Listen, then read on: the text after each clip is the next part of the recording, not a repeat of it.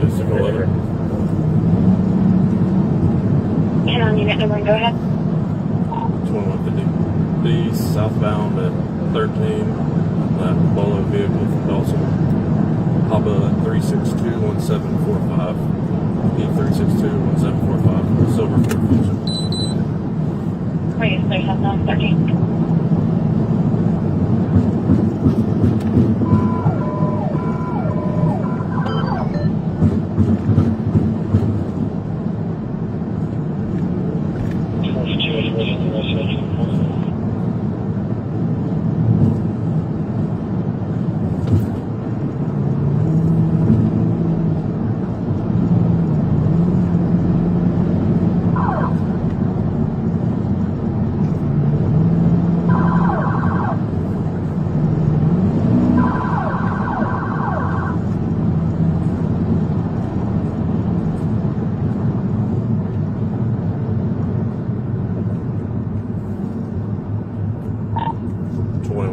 If you'll let know Dawson, I have them stopped.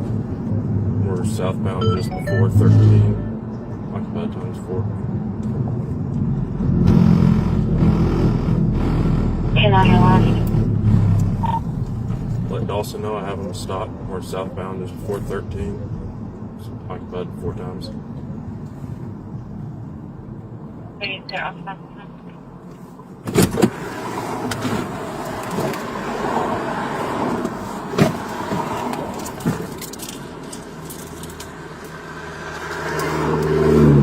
Driver, get out of the car.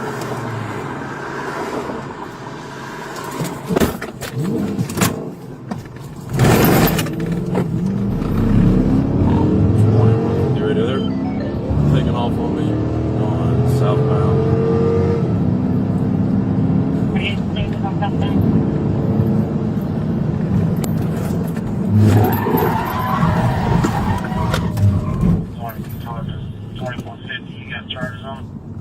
Native pit.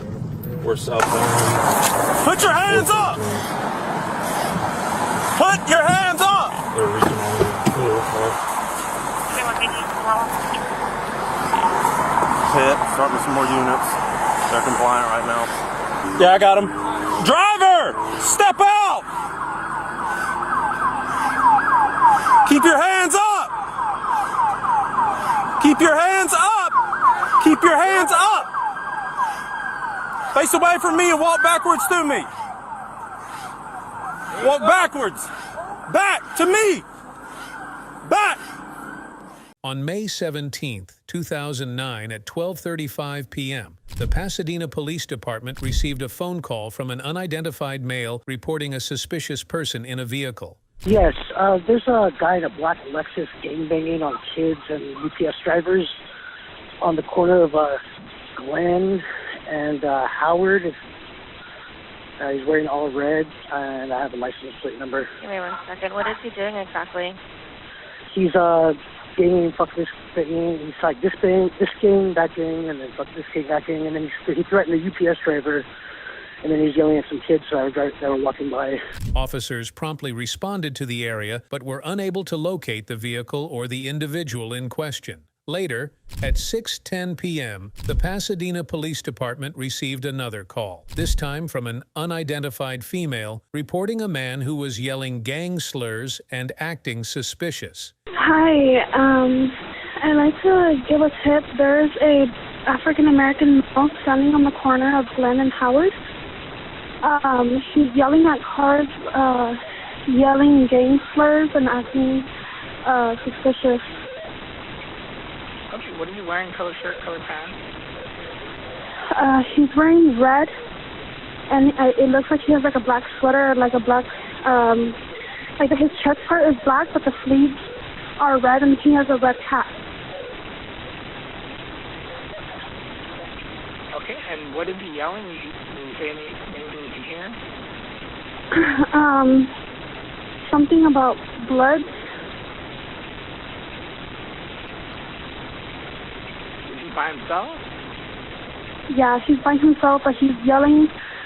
He's yelling at cars passing by, and he keeps pacing, and he's making people nervous because he's acting rowdy.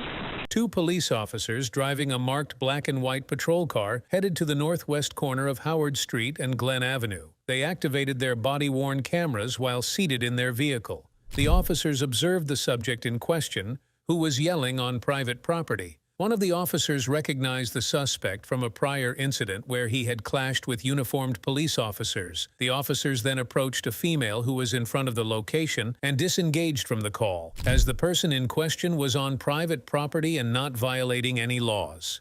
At 6:27 p.m., the Pasadena Police Department received a return call from the unidentified female caller, reporting that the male previously mentioned was now armed with an AR-15 rifle. Hi, I called earlier about a man on the corner of Glen and Howard.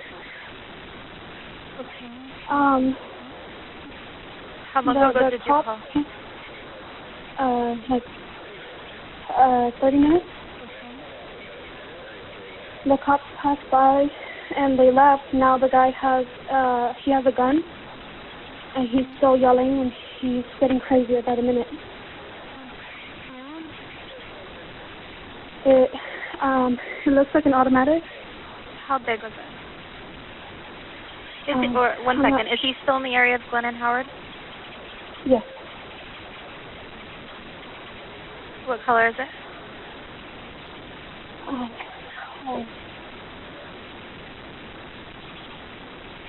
Are you there, ma'am?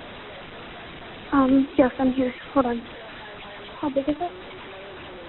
What kind of animal is it? Are you serious? They're saying it's an AR-15.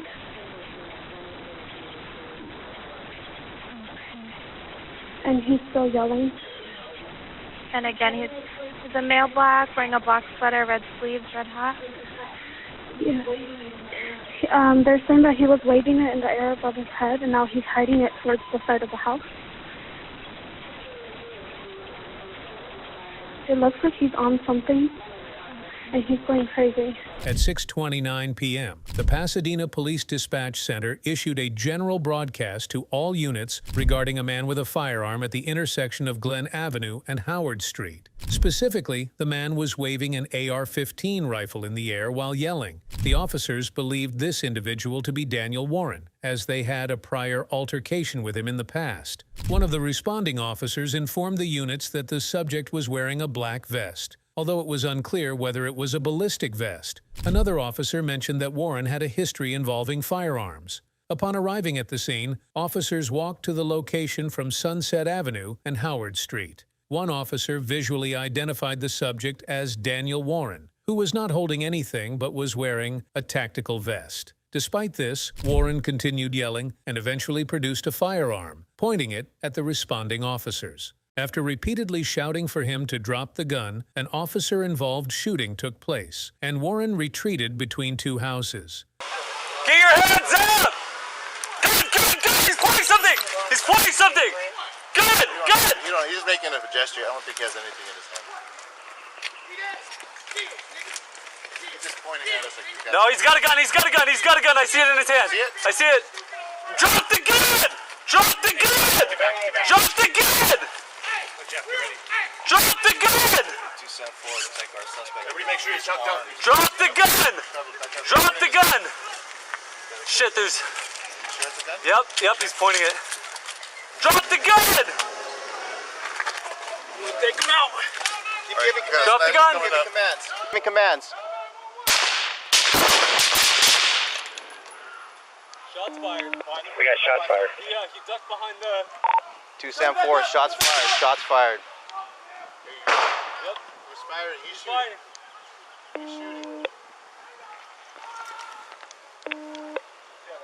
He's in the front yard to the south side of the property. Guys on the south side over here. I can see him right here. Quick. 274, we got shots fired. Suspect is firing at us, and we have officers engaged as well. Watch that side.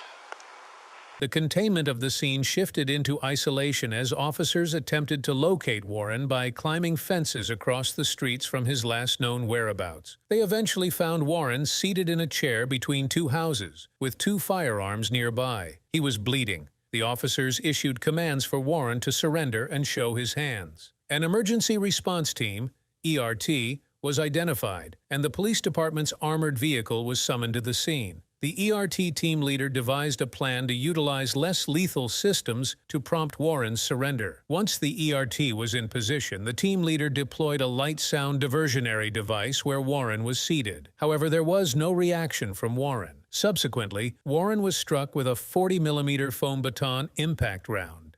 Yet again, with no response. The ERT then approached Warren and detained him. Despite life-saving efforts, Warren tragically died at the scene.